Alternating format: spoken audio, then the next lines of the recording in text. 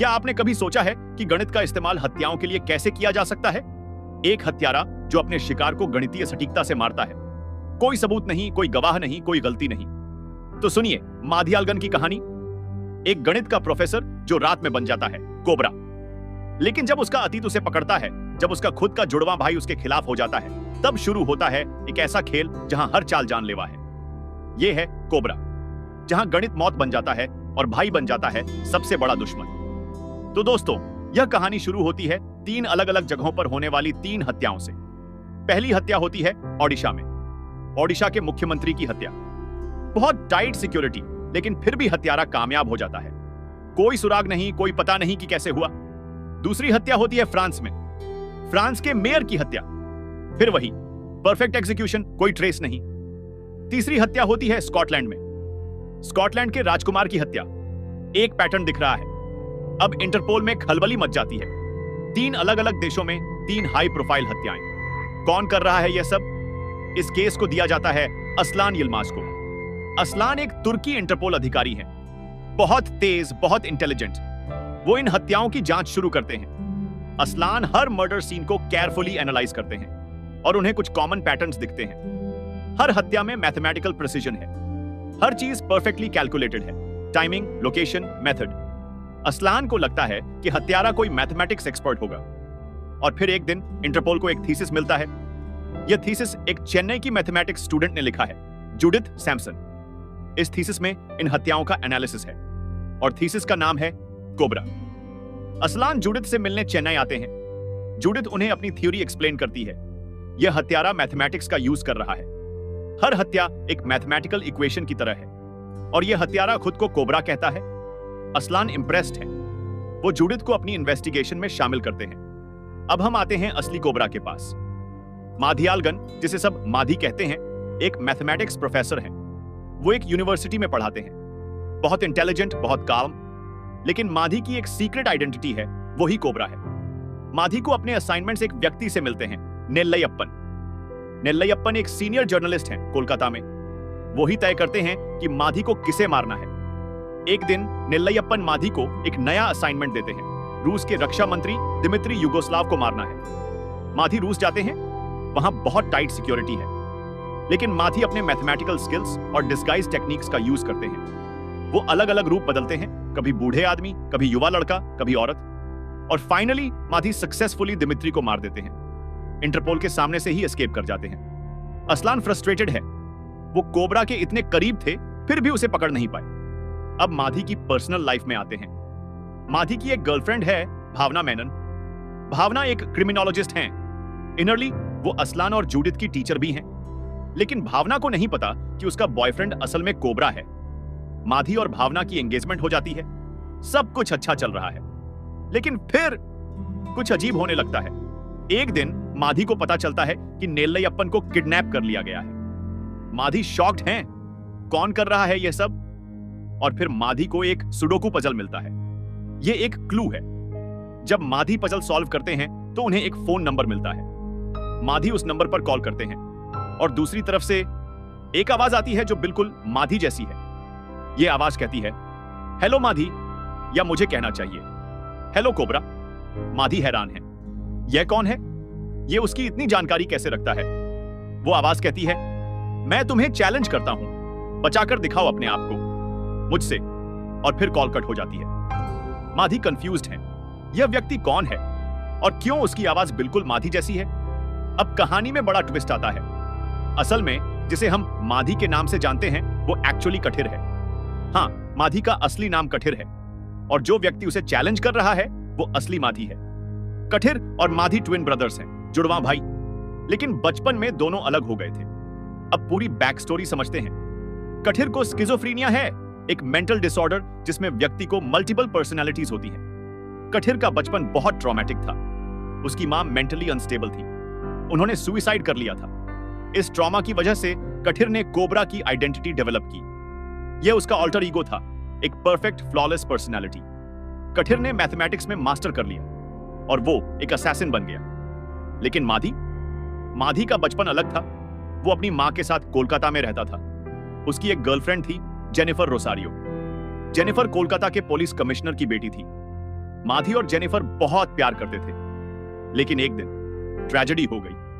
कठिर, जो उस समय कोबरा बनकर अपने असाइनमेंट्स कर रहा था, गलती से जेनिफर को मार देता है। हाँ, एक कोलेटरल डैमेज। माधी डेवस्टेटेड हो जाता है। उसे पता चलता है कि उसकी गर्लफ्रेंड की हत्या किसने की, कोबरा ने। लेकिन माधी को नहीं पता कि कोबरा असल में उसका अपना भाई है। माधी इन्वेस्टिगेट करना शुरू करता है। धीरे धीरे उसे कठिर के बारे में पता चलता है। उसे पता चलता है कि कठिर ही कोबरा है और कठिर उसका ट्विन ब्रदर है। माधी को बहुत गुस्सा आता है। वो डिसाइड करता है कि वो बदला लेगा, वो कठिर को सजा दिलवाएगा। तो माधी क्या करता है, वो अनामली इंटरपोल को क्लूज भेजना शुरू कर देता है। हर मर्डर के बाद माधी कुछ हिंट्स देता है। यही वजह है कि जूडिथ को इतनी इंफॉर्मेशन मिल रही थी।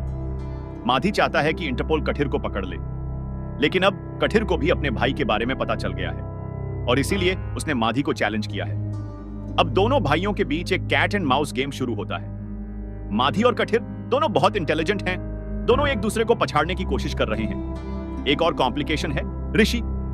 ऋषि एक कॉर्पोरेट लीडर है, पावरफुल, वेल्थी, लेकिन ऋषि की अपनी डार्क सीक्रेट्स हैं। ऋषि ने ही कठिर को उसके असाइनमेंट्स दिए थे नेल्लयप्पन के थ्रू।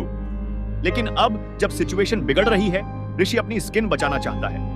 वो कठिर को फ्रेम करना चाहता है ताकि खुद बच जाए। ऋषि अपने मेन भेजता है कठिर को मारने के लिए, लेकिन कठिर बहुत स्किल्ड है, वो सबको मार देता है। अब क्लाइमैक्स की तरफ बढ़ते हैं। असलान और जूडिथ अपनी इन्वेस्टिगेशन कंटिन्यू करते हैं। धीरे धीरे उन्हें माधी और कठिर के बारे में पता चलता है।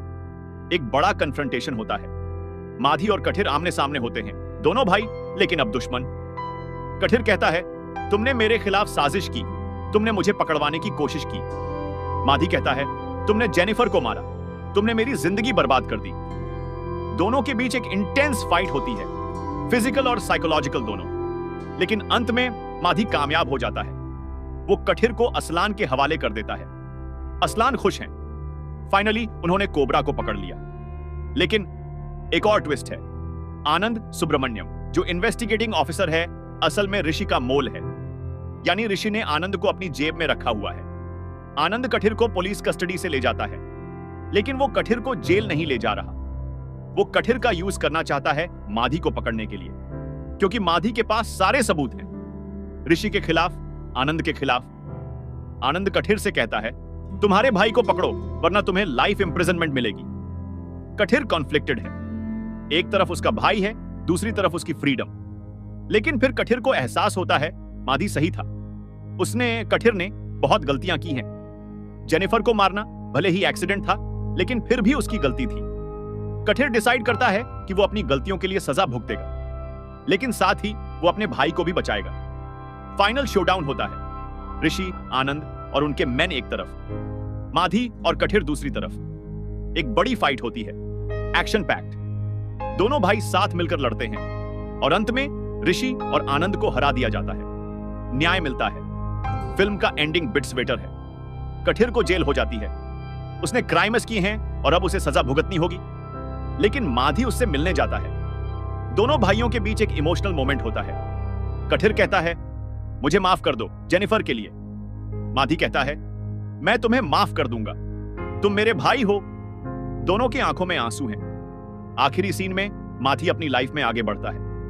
भावना उसके साथ है, लेकिन कठिर की मेमोरी हमेशा उसके साथ रहेगी। और असलान को फाइनली पीस मिलता है। उसने कोबरा को पकड़ लिया। फिल्म खत्म होती है। तो दोस्तों, ये थी कोबरा की पूरी कहानी।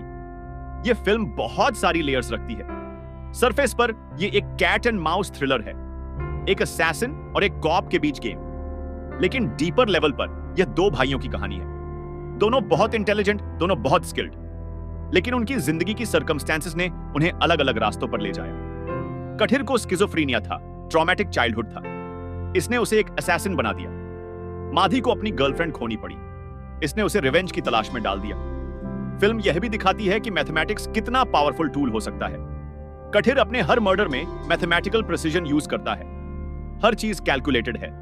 चियान विक्रम ने ड्यूअल रोल माधी और कठिर दोनों बहुत पावरफुली निभाए हैं। उनकी वैरायटी ऑफ लुक्स भी अमेजिंग है। हर डिस्गाइज में वो अलग दिखते हैं। इरफान पठान ने असलान का रोल अच्छे से निभाया है। यह उनकी पहली फिल्म थी और उन्होंने डिसेंट जॉब किया। श्रीनिधि शेट्टी ने भावना का रोल किया है। रोशन मैथ्यू ने ऋषि का नेगेटिव रोल किया है AR।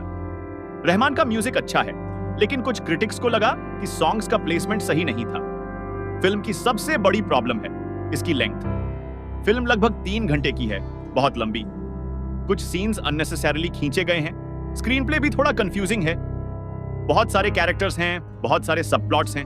कभी कभी ट्रैक होना इजी हो जाता है, लेकिन कॉन्सेप्ट अच्छा है। एक मैथमेटिकल जीनियस असैसिन, यह यूनिक है। ट्विन ब्रदर्स का एंगल भी इंटरेस्टिंग है। कोबरा एक एम्बिशियस फिल्म है। डायरेक्टर ने बहुत कुछ ट्राई किया, psychological thriller, action entertainer, emotional drama, लेकिन सब कुछ परफेक्टली ब्लेंड नहीं हो पाया। अगर आप विक्रम के फैन हैं, अगर आप कॉम्प्लेक्स थ्रिलर्स पसंद करते हैं, तो यह फिल्म देख सकते हैं। लेकिन धैर्य रखना होगा, क्योंकि फिल्म स्लो है और लंबी है। आशा है आपको यह कहानी पसंद आई होगी।